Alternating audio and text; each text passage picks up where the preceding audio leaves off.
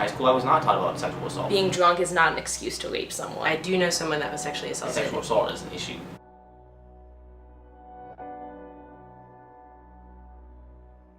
When going out in general, I try to make sure that I don't drink too much, and I always make sure that somebody is like going home with me if I am intoxicated or if it's late at night. I try to make sure that I'm never walking home alone. I like to stay with a large group of people so I know it's not just me, and I always have a backup plan.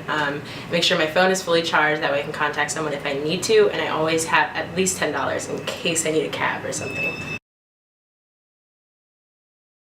I think most times when we think about sexual assault culture and rape culture in that type of sense, that we often think about women being the victim, but I think there's definitely something to be said about men obviously being in some circumstances where they don't want to be participating in that type of activity as well.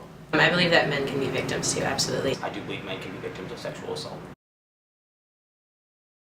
I don't believe it was ever taught, honestly, and to be honest with you. I don't really think I ever remember having an intimate conversation with anybody or a teacher or somebody was brought in to talk to us about it. In high school and middle school, we were in health class, like we were taught to like make sure that you never leave your drink unattended, get your drinks yourself, like directly from the source to make sure that nobody ever puts anything in them. I wasn't really taught too much about sexual assault, but I think it was just like an understood topic that was taught by your parents, so like in high school we didn't really talk about it too much.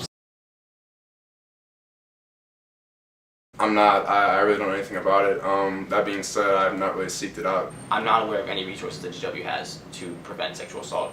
I do not know of any resources at GW that would help victims. I know that we have like a rape victim or sexual assault victims hotline that we can call. I have friends who volunteer there, and I know that we have on-campus counseling.